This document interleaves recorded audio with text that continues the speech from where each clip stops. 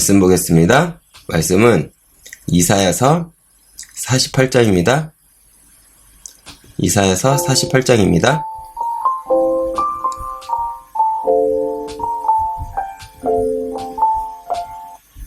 죄송합니다. 이사야서 48장입니다.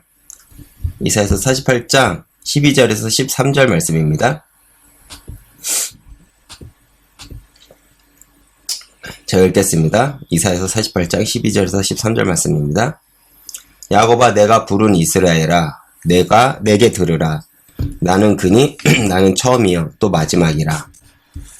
또 내 손이 땅의 기초를 정하였고 내 오른손이 하늘을 폈나니 내가 그들을 부르면 그것이 일제히 서느니라. 아멘. 우리가 신앙생활 할 때 가장 어려운 것이 무엇입니까? 하나님의 일하심의 방법입니다. 왜 그렇죠? 많은 사람들이 하나님의 일하심이 이해가 되지가 않습니다. 왜냐하면 하나님의 일하심은 우리의 경험과 생각을 뛰어넘기 때문에 그렇습니다. 우리는 당장 길어봐야 80년 인생을 고민하면서 삽니다. 그런데 하나님은 영원이란 분을 계획하시고 그리고 그 영혼을 끌고 가시는 분이십니다. 어떻게 우리가 하나님을 이해할 수 있습니까?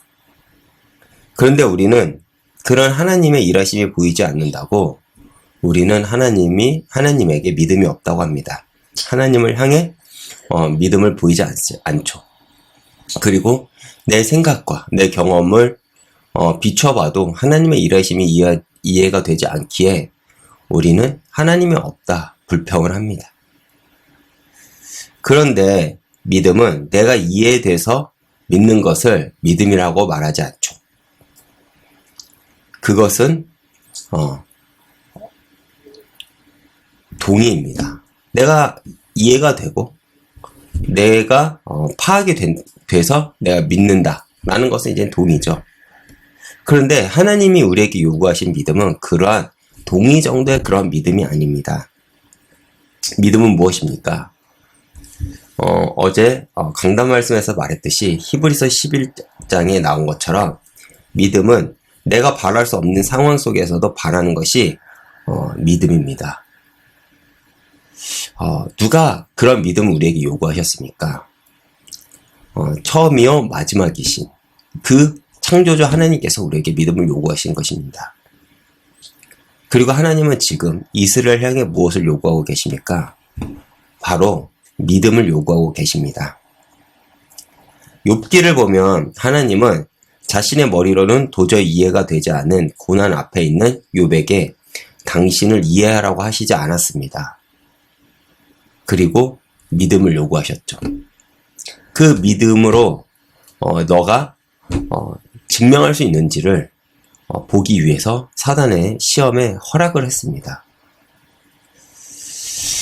어제도 말했지만 욥의 시험은 욥의 어떤 잘못이 있어서 어떤 결함이 있어서 온 그러한 시험이 아닙니다.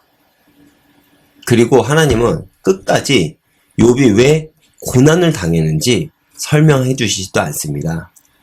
단지 욥에게 하나님은 믿음을 요구하고 계셨죠. 사실 이러한 모습은 우리 삶 속에서도 나타나는 경우가 참 많습니다. 우리의 머리로는 이해가 되지 않고 납득되지 않는 경우들이 우리 삶 가운데 너무나도 많죠. 왜 나는 이렇게 말하면 너무 웃기긴 하겠지만 남들보다 더 열심히 하나님을 믿었는데 이러한 질병에, 이러한 문제에, 이러한 가정 문제에, 이러한 경제 문제 속에 내가 있는가? 왜 나는 여전히 이 갈급함을 해결하지 못하는가? 누구는 당장 응답을 받는데 왜 나는 그 간단한 이러한 응답조차 받지 못하는가에 대한 질문들이 나옵니다. 다시 말해 우리의 머리로는 이해가 되지 않고 납득되지 않는 경우가 삶 가운데 너무 많다는 것입니다.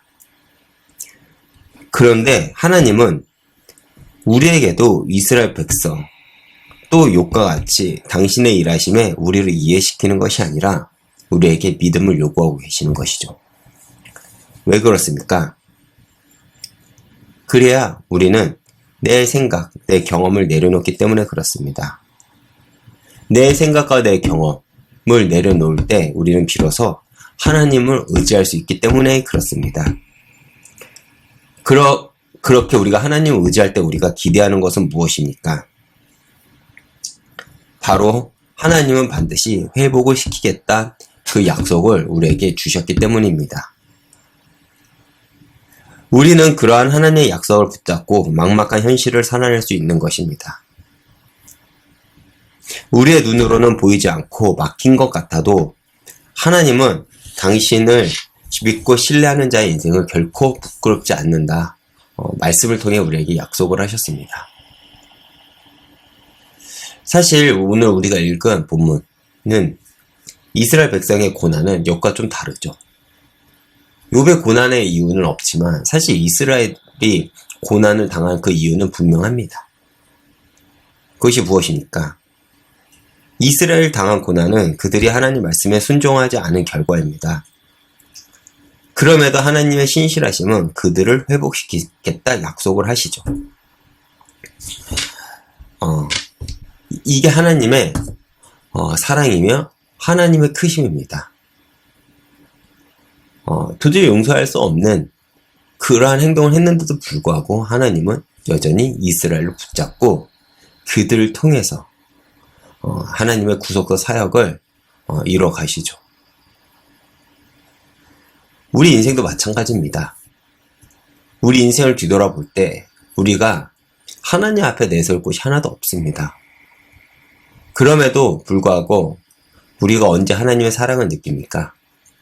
바로 여전히 하나님은 나를 붙잡고 계시고 당신의 역사 가운데 나를 포함시키는 것이 포함시키기 때문에 그렇습니다. 여전히 나를 통해서 정말 당신의 일을 행하시고 나라는 부족한 사람을 통해서 교회를 세우시며 나라는 정말 연약한 자를 통해서 정말 내가 있는 그 현장 속에 참빛 대신 그리스도를 증거하고 계십니다. 우리가 연약해서 지금도 여전히 죄로 무너질 수 있어도 우리가 오늘 다시 하나님을 붙잡는다면 창조주 하나님께서는 우리를 붙잡고 다시 일으켜 주실 것이며 힘을 주실 것입니다. 이것이 하나님의 약속이며 하나님은 이 당신의 약속을 붙잡는 우리를 기대하고 계시죠. 오늘도 그렇게 하나님을 신뢰하며 나아가는 하루가 되시길 기도하겠습니다.